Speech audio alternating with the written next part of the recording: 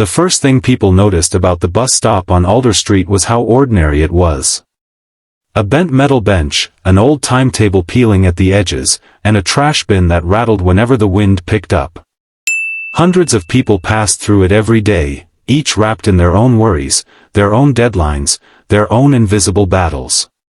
No one expected anything important to happen there, least of all something that would quietly change so many lives.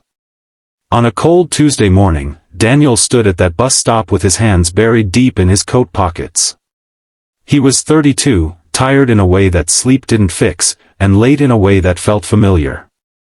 His job at the printing warehouse paid the bills but left little room for mistakes. 3 late arrivals in a month meant a warning. 1 more could mean termination.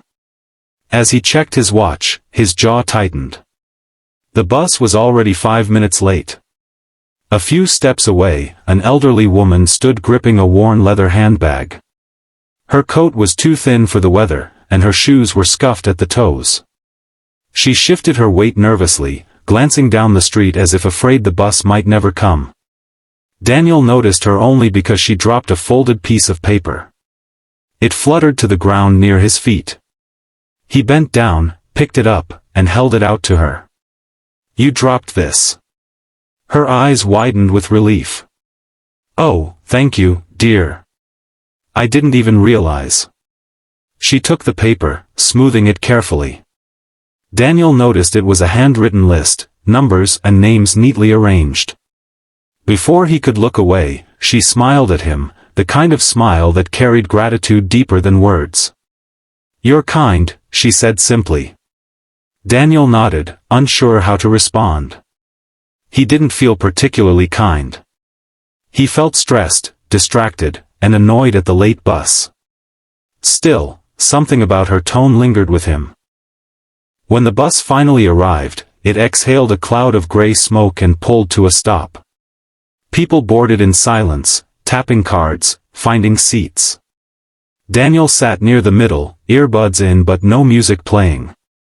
A few stops later, the elderly woman boarded too.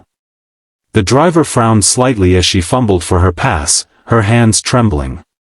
"It's fine," Daniel heard himself say as he stood. "She's with me." The driver waved her through. The woman looked up at Daniel, surprised. "You didn't have to do that," she said softly. "I know," Daniel replied, returning to his seat. He felt a strange warmth spread through his chest, unexpected and unfamiliar. It wasn't pride. It was lighter than that. They rode in silence until her stop approached. As she stood to leave, she leaned toward Daniel. "Small kindnesses matter more than people think," she said. "You never know who needs them." Then she was gone, swallowed by the crowd outside. Daniel arrived at work just in time. He clocked in with seconds to spare, his heart still pounding.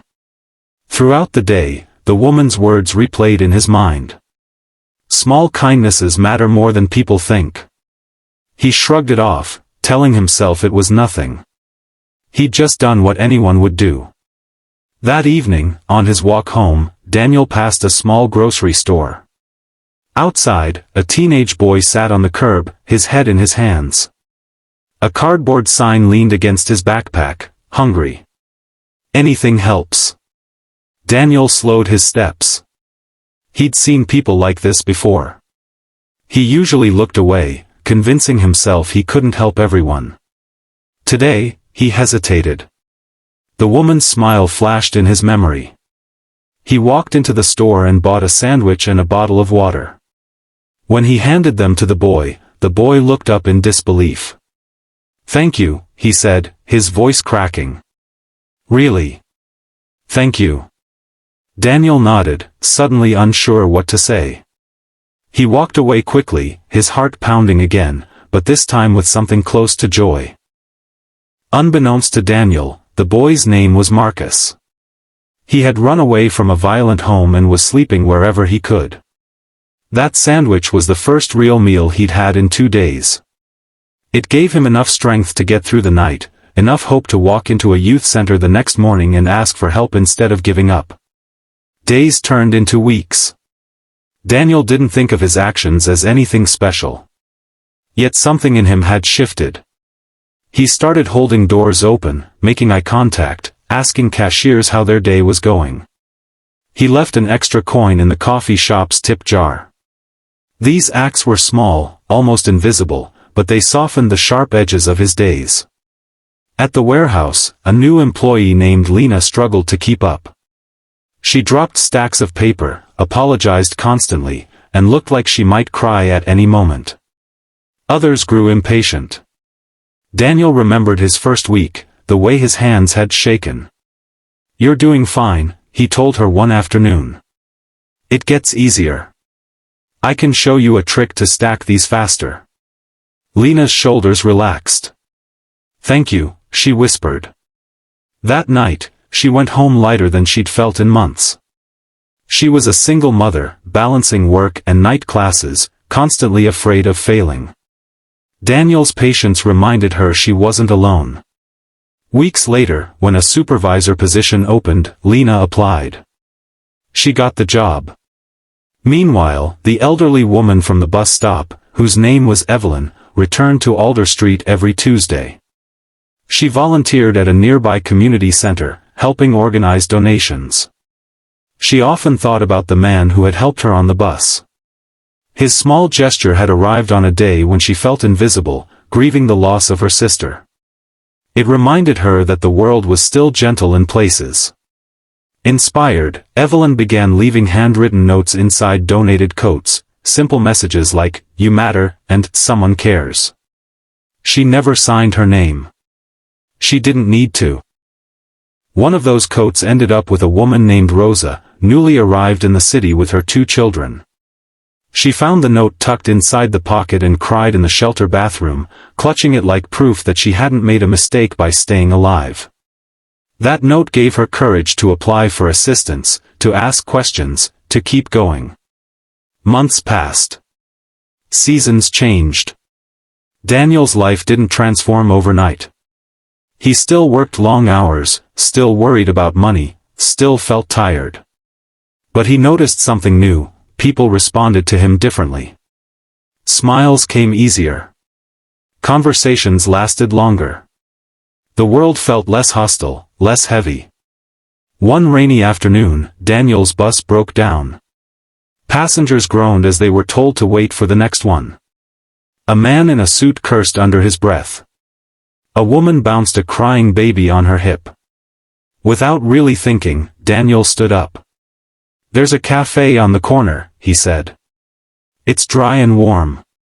We could wait there." A few people hesitated, then followed. Inside the cafe, strangers shared tables, laughed awkwardly, helped entertain the baby. When the replacement bus arrived, no one seemed as angry anymore. That night, the cafe owner, who had watched it all unfold, told her sister about the man who brought people together without trying. Her sister was a teacher, exhausted and burned out. The story stayed with her. The next day, she greeted each student by name, something she hadn't had the energy to do in months. One of those students was Marcus. Marcus had been placed in a group home and returned to school. He struggled, but when his teacher smiled and asked how he was doing, something in him loosened. He raised his hand for the first time all year. He started believing he could have a future. Everything was connected, though none of them knew it. 1 year later, Daniel stood once again at the Alder Street bus stop. The bench had been repainted. The timetable replaced. The trash bin no longer rattled. He checked his watch, calm this time. He wasn't late. He wasn't rushing. A young woman stood nearby, visibly anxious, her eyes darting around. She dropped her phone, and it skidded toward Daniel's feet. He picked it up and handed it to her. "Thanks," she said, exhaling. "I'm new here. Everything feels overwhelming." Daniel smiled, a genuine, easy smile. "It gets better," he said. "One step at a time." As the bus arrived, he thought about how close he'd once been to ignoring a fallen piece of paper, how easily he could have stayed seated, silent, detached. The small act he barely remembered had rippled outward, touching lives he would never meet, shaping outcomes he would never see. The world didn't change with a grand gesture or a heroic sacrifice. It changed because someone chose to notice. Because someone chose to help when it wasn't required. Because kindness, once released, refused to stay small. And at an ordinary bus stop on Alder Street, everything had quietly changed.